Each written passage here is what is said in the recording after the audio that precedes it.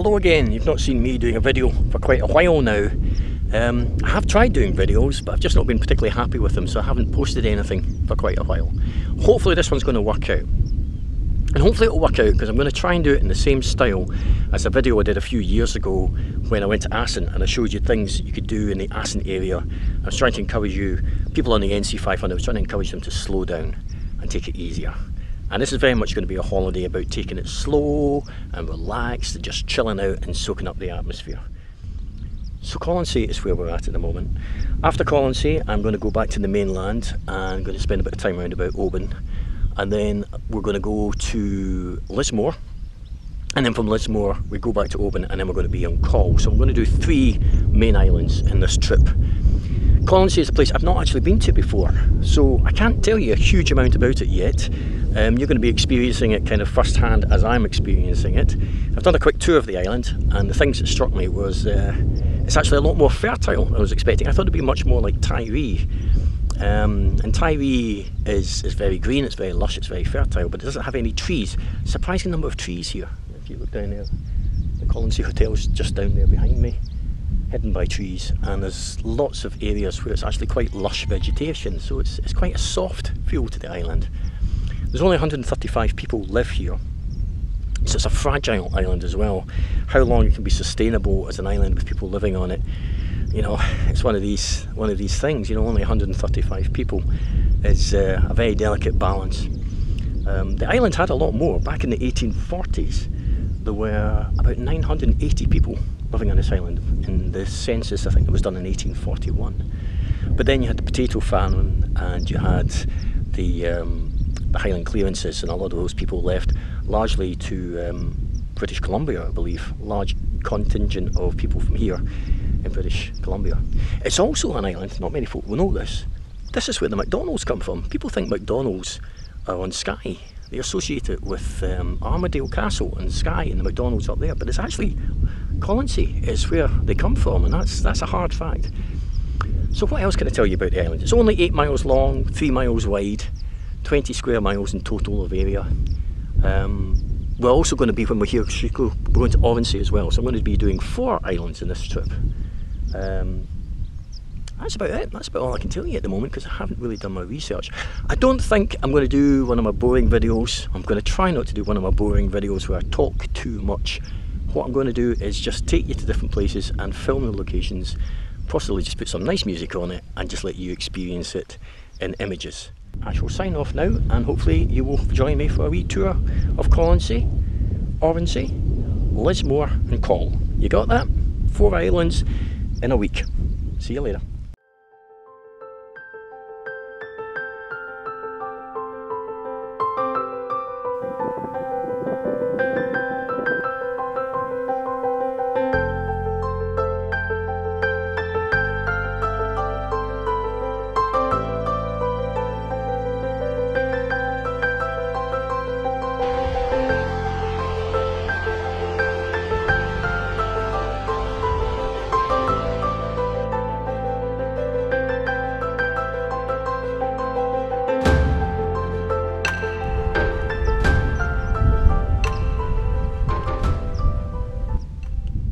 So earlier on in the video I was trying to give you some idea of how small Colonsay is as an island. And I was explaining to you it's just 3 miles wide at its widest point and 8 miles from end to end. And I thought the best way to give you some idea of how small this place is, and how perfectly formed I have to say as well, would be to climb to the highest point of the island, which is here, and give you a 360. So I'm going to take the camera and point out what we've got. So that's pretty much north. That's a wee village called Kilchatton down there. Scanning round, if you can just make out, we've got this, for this wee loch in here, if we go over to the side, we've got the farmsteading buildings of that's Colonsay House. Beyond that there's a great beach called Killoran, which we're going to go to later. Over there, that's Mull, that's the very southern tip of Mull. That's sort of Fionfort, and over there going along big hill in the clouds, that's Benmore and Mull, and then we've got all the other parts of Mull. Coming round, we've got the Gravelach Islands. Well, we've got the Slate Islands in the distance, Gravelach Islands, which are tiny little islands, and then we've got Scarborough coming down, Corryvreckan, and then the Paps of Jura along here. And then we've got the Sound of Jura there, and then we've got Islay, where the whisky is. And over there, that is the entrance to Loch Grunert, more or less where I'm pointing. There's a fantastic beach over there, Treangus, lovely big beach.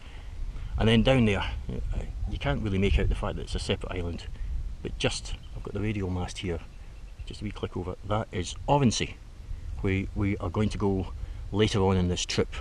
Oronsay is a tidal island, so we've got a very short window of opportunity between low tide and high tide to get across to the island. There's a lovely priory there that's much like the priory on Iona, although it's still in a ruinous state. So we'll go to Oronsay and I'll tell you about that later.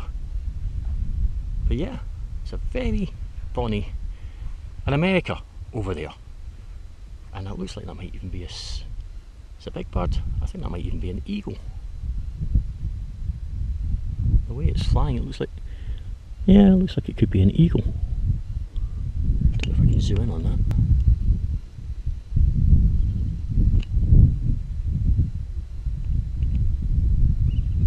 It's very difficult for me to tell whether or not I'm actually filming anything there. Okay, catch you later.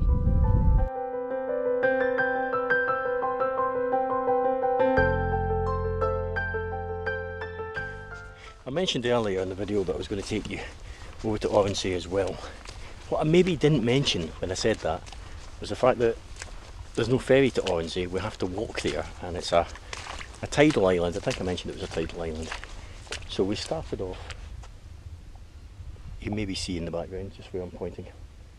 At the edge there's a little car park, very small car park actually, only holds about 12 cars.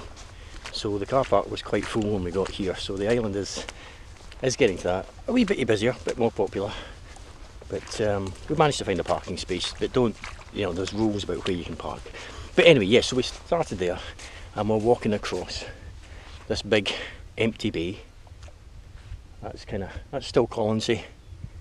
Then there's a tidal channel going through there, Paps of Jura in the background there in the clouds, and then Oronsay, which is where we're heading.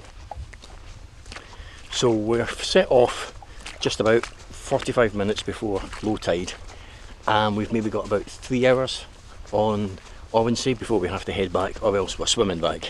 But when we get to Oronsay, I'm going to show you the priory on Oronsay, which I mentioned I think earlier in the video.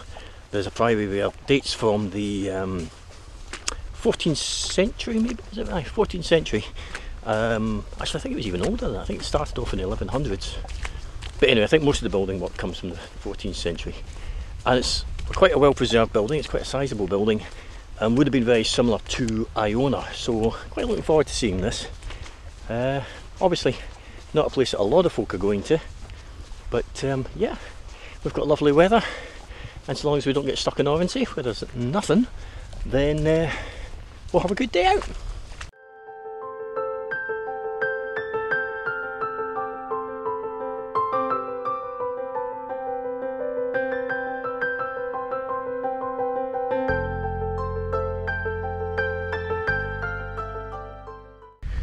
So here we are, we've made it to Oronsay Priory, and you may be wondering, why is there such a big priory here? Because that's quite a substantial building. So why is it here? Well, the theory behind it goes that it was built in the 14th century because a lot of people believe that this is where St Columba first landed when he came to Scotland. Now, there's a story about why St Columba didn't stop here rather than going up to Iona, and the story goes St Columba had been a bit of a bad boy. He killed a lot of people in Ireland, so to atone for his crimes he had to go on a Christian missionary and convert as many souls as he had killed in battle. But there was a further condition to his period of atonement, and that was that he had to go so far away from Ireland that he couldn't see Ireland any longer. He had to start his missionary work out of sight of the mainland of Ireland.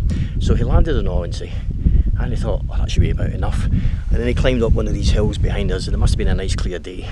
And he looked out to sea, and he must have gone, oh, but Jesus, I can still see Ireland. So he said, lads, no good, pack up the boat, we're going to have to go further. And then he sailed on up to Iona, and Iona's flat enough that, and far enough away from Ireland that he couldn't see it, so he set up his missionary and priory on Iona. That's how the story goes. There's probably a whole load of other more historically accurate reasons why that happened. But anyway, this is the priory. And now I'm just going to go in and I'll take shots of it inside rather than me talking, because as I say, I think it's better just to experience the way you would see it if you were coming yourself.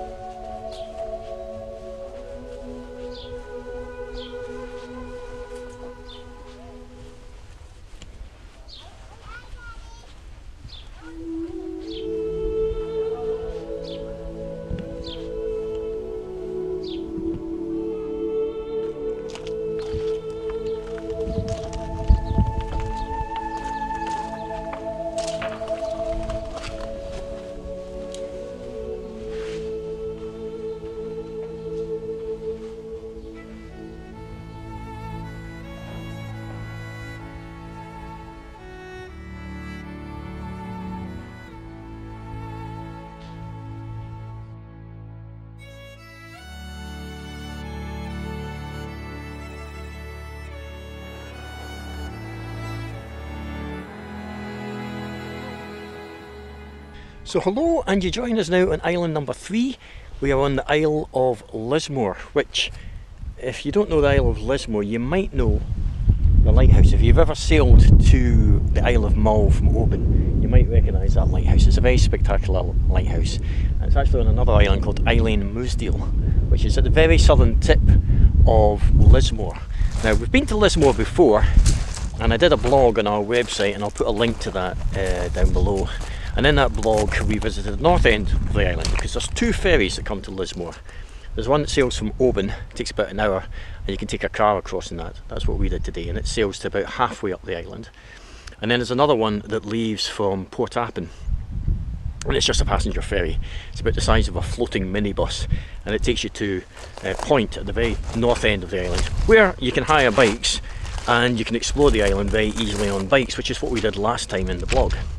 So, why would you come to Lismore? Well, Lismore is it's known, the Gaelic name translates as the Big Garden, and it's a very fertile island.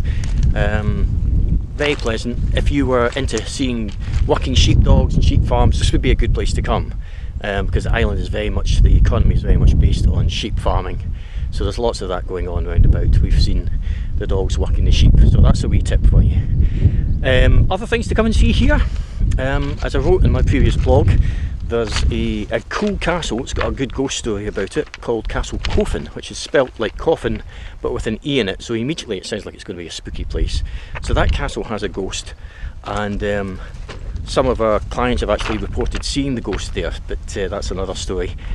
There's a broch here from the Iron Age called Terfur broch, and that's quite interesting because when they did archaeology there, they discovered that there were Roman ceramics and Roman jewellery there, so it implies that there was quite a lot of trade going on between Lismore and other places. Sorry, the wind's picking up, so the microphone might not be too good now. Some good stories here. I do like my folklore, and the best story that I know about Lismore is that there was a monastery set up here, a missionary set up here by a Saint Mulua. And Mulua was racing to get here. There was another saint, and I believe that saint was called a Mulhach. A Mulhach and Mulua were racing to get to Lismore, and the deal was that whoever got to Lismore first would have the rights to set up their missionary, their priory on the island. And Mulua could see that he was losing the race, that his pal Mulhach was going to beat him there, so he cut off his thumb and he threw his thumb onto the island, and therefore claimed that he had arrived on the island first. Not a particularly pleasant story, but it's a good wee bit of folklore. Ireland used to be really quite a busy place. Back in the start of the 19th century, there was almost 1,000 people living here. The industry was largely about lime, and there are remains of the old lime works. But because there was 1,000 people living here in the past, there's lots of abandoned villages round about, so it's quite an interesting island for that, and I'll show you some abandoned villages later on. The island's only 9 miles, 10 miles long, about a mile wide, so it's quite a skinny, slender island. And I'll take you to the highest point, I'll take a video and I'll point out places on the horizon just to give you some bearings of where Lismore sits in the geography of Scotland. In essence though, we're not far, we're sort of sandwiched at the moment between the mainland, Oban over there, Mull and Morven over there. So it's a little island that sits kind of at the entranceway to Loch Linnhe, which is what goes up to Fort William at the very north end of Loch Linnhe. And that's pretty much all that you need to know from me at the moment. I'll shut up, and what I'm going to do is, like I'm going to do on the other islands, I'll just do little footages of different points around about the island to hopefully give you something of the atmosphere of it. The good thing with Lismore is, if you're staying in Oban, it's a nice wee day trip to do, so especially if you hire bikes. It's a flat island, mainly flat island, so you can cover a lot of the island by bike. Today we've done it the hard way. We've hiked onto the ridge that runs along the southern end of the thing, and we've done a ridge walk all the way down here to Eilean Mousdale at the very south end. Hard going on the feet. It's taken us about 3 hours. I'm not sure I would recommend it, but it gave us some fantastic views, and hopefully I'll be able to show you some of that in the video at the end.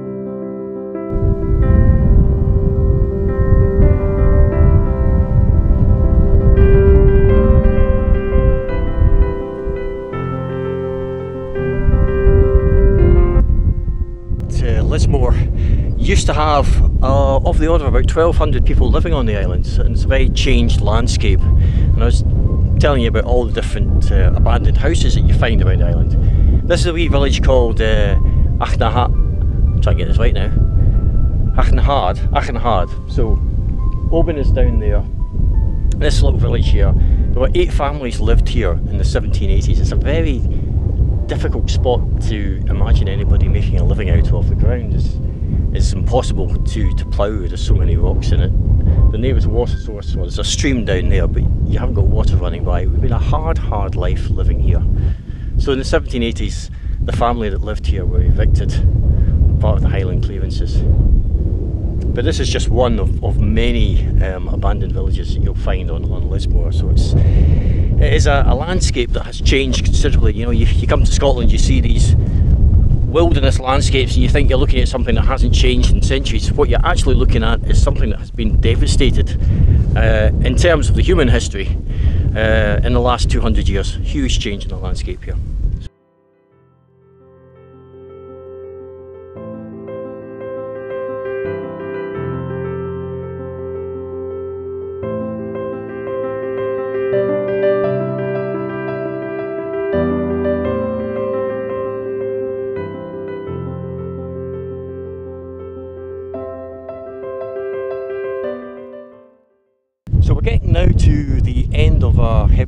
adventure, our island hopping adventure. This is now on the Isle of Coll, island number 4 in this sequence. And Coll is an island that's just next door to Tivee. That's Tivee just in the distance there. We're just to the east of Tivee. Now we've been to Tivee before, and I was expecting the island of Coll. Let me stand up and scan around a wee bit.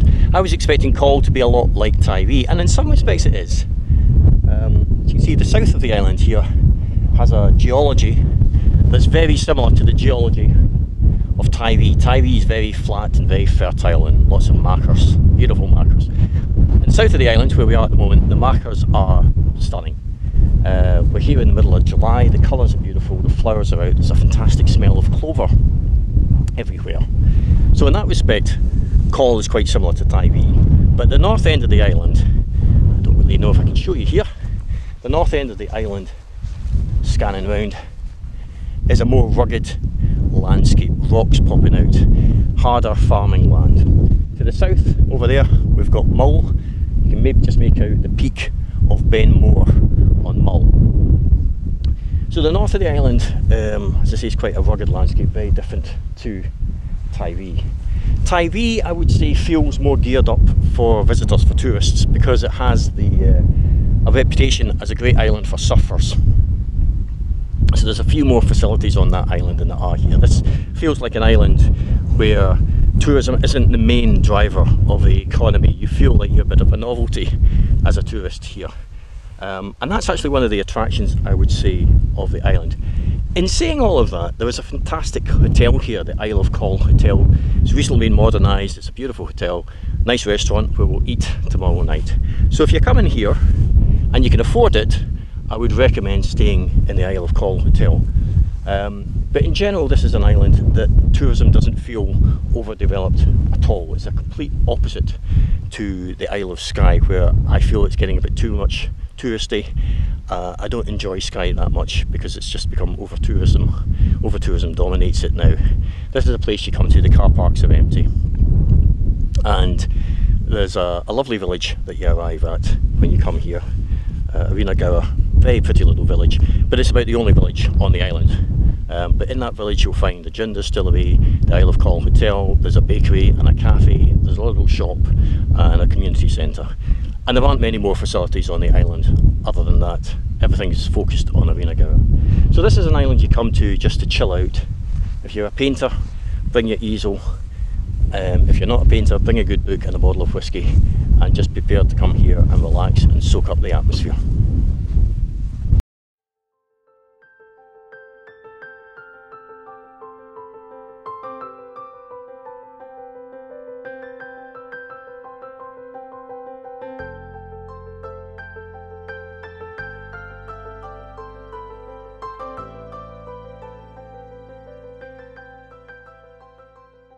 Okay, sticking with the pattern that we've set with all our island visits, I'm now taking you to the highest point of the Isle of Coll. It's a bit of a cheat, because that's it. It's not very high at all. That's one of the beauties of Coll, but it puts it into perspective. It is a low-lying island. But there's something at the top of this wee hill that I'm looking forward to showing you. But I'll wait till we get up to the top of the hill to show you that. See you soon. So here we are at the misty summit, the highest point of the Isle of Coll, Ben Hur. That's the summit point up there. But this is what I wanted to show you. This is called Clach na Ban Rí, the Queen's Stone. It's also known as the Rocking Stone, and I'll show you why. I need to bring you up close to show you why. So you see this massive boulder balances on just 3 tiny little stones. This is just a glacial erratic boulder, and you know, legend has it that there was a fight going on between a giant husband and his giant wife, and this was one of the stones that got thrown between the pair of them. Oh, so that's it. It doesn't rock, by the way, unless you're much heavier than I am. But that is the Rocking Stone. There's a stone on Tivee. Coll and Tivee are kind of sister islands. Tivee's, well, you would never know it. Tivee's out there in the mist, and Tivee has a stone on it that's called the Ringing Stone, a similar thing. It's an erratic glacial boulder, and it balances in a strange way in a cup. But if you hit it hard with a big metal hammer, it rings, it has a resonance about it, so it's also known as the ringing stone. Anyway, that's it. One of the things to do on the Isle of Coll. It's a pity the weather's so miserable, otherwise this would have been a good viewpoint, because there are actually some nice beaches down there and over there. And it's a very quiet island, so it's it feels a wee bit like the forgotten cousin of Tivee. Tivee at the moment's got the music festival going on, and it's very busy with the music festival, the busiest time of year for Tivee, whereas Coll is just quiet, quiet, quiet. It's lovely. It's a real community feel about Coll, quite a different experience to some of the other islands that we've already shown you. I mean, each island has its own community feel about it, but Coll feels especially remote and quiet, yeah, even compared to the likes of Lismore and Colonsay. It feels quite a quiet place. Anyway, hopefully the weather will brighten up this afternoon and I'll be able to show you some lovely beaches. Hopefully.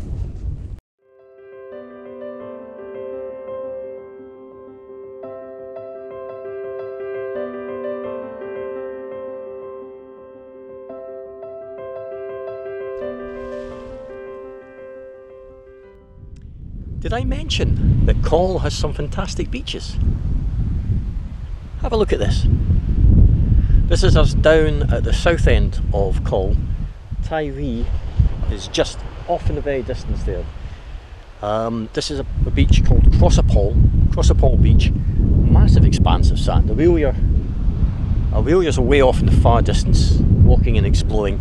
I've got really bad blisters. We've done too much walking over the last 10 days and my feet are wrecked. So I'm just going to stay here. Might go down to the water and have a paddle with Logan. But yeah, fantastic big beach and all to ourselves. And it does make you wonder why there aren't more folk coming to Coll. One of the things that does perhaps put people off is the fact that it's almost a 3-hour crossing from Oban to get here, and it's a 45-minute check-in for the ferry, so you have to allocate half a day just to get to Coll. But you know, the same applies to Tivee as well.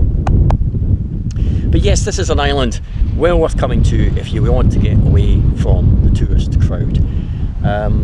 If you get the weather like this, it's great, you can be out and about. There are other beaches on the island. This, as I say, is Crossapole Bay, and it faces out to the south.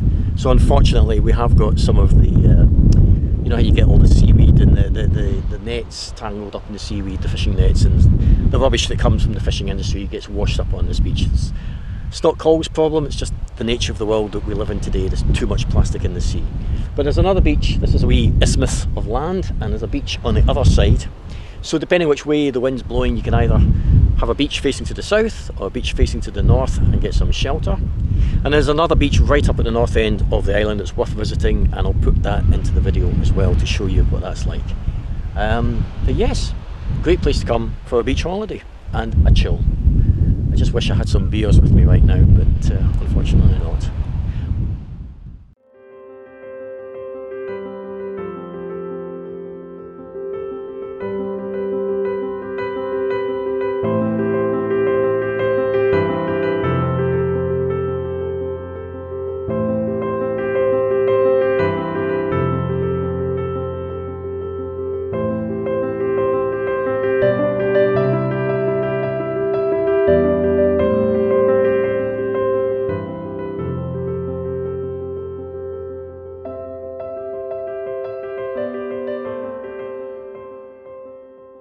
So that's us, last day of our holiday in the small islands, the lesser visited islands, and we have been incredibly lucky with the weather. It's absolutely gorgeous again. If we'd had a wet time here, my videos would have been a very different experience. I would have been quite miserable, because the one thing that's in common with all of these islands that we visited is the lack of all-weather, wet weather tourist attractions. There are little things, you can do little shops and gift shops, but no major museums or any attraction that's going to kill a lot of time. So you have to be prepared when you come to these islands to be outdoors. So bring your wet weather gear, bring your hiking boots, and buy a good ordnance survey map so you can plan some good walking routes. They're invaluable, absolutely invaluable when you're coming to islands like this. But to summarise, I have to say Colonsay has been my favourite of the islands that we've been to. I'd never been to Colonsay before, and I was very pleasantly surprised at how much diversity of scenery there was on such a small island, only 21 square miles. But in that 21 square miles, you could change the landscape tremendously just from spot to spot. So I think I'll be going back to Colonsay and spending more time there. I feel there's more to be discovered. Oronsay, the Priory there was an amazing discovery. I didn't realise it was such a sizable ruin. So that was a very interesting experience for me, something new for me to discover. So Oronsay and Colonsay you combine into one trip. But yes, certainly that was my favourite part of the holiday. Lismore is really a day trip destination. I dare say the people on Lismore will disagree with me there, but Lismore I certainly recommend. If you're basing yourself in Oban for a few days or anywhere in Argyll, think about going over to Lismore. Hire bikes, because you'll see a lot more of the island. We've previously done it that way and I've written blogs about that. But I wouldn't take a car across to Lismore, because the charm of Lismore is just how peaceful the roads are. So it's a great place if you've got a young family. Go and hire bikes, they'll be totally safe cycling on the roads of Lismore. And then we come to Coll, where we are at the moment, and Coll has just been such a breath of fresh air. I've been starting to get concerned that some parts of Scotland are suffering from too much tourist trade, over tourism. Skye I've mentioned already, the NC 500. This is such a refreshing change from all of that. It's nice to come to an island where you have so much space and you can find beaches like this one all over the place. No cars, get a beach to yourself. You can have a proper family holiday here and just enjoy a slower pace. So Coll's a very different experience. Don't come here unless you are prepared to go out and walk and explore. If you enjoy wildlife, if you enjoy fishing, if you enjoy hiking, there's not many great hills, high hills here, but there's some great beaches and lovely coastal walks that you can do. So Coll is an island to come to if you just want to escape the rat race and decompress. All of them worthwhile doing. You could pack them all together into a holiday of about 7 days. I would suggest maybe extending it a little bit more than that. I would suggest giving yourself 9 or 10 days so you don't feel too rushed. Colonsay I think I could go back and maybe spend a week on. Coll I think 4 days, 3 to 4 days is probably about as much as you'll feel you need on an island of Coll. And Lismore, as I say, is great for day trips. So I think that rounds it up. I would certainly recommend considering a wee holiday in some of the lesser known Scottish islands.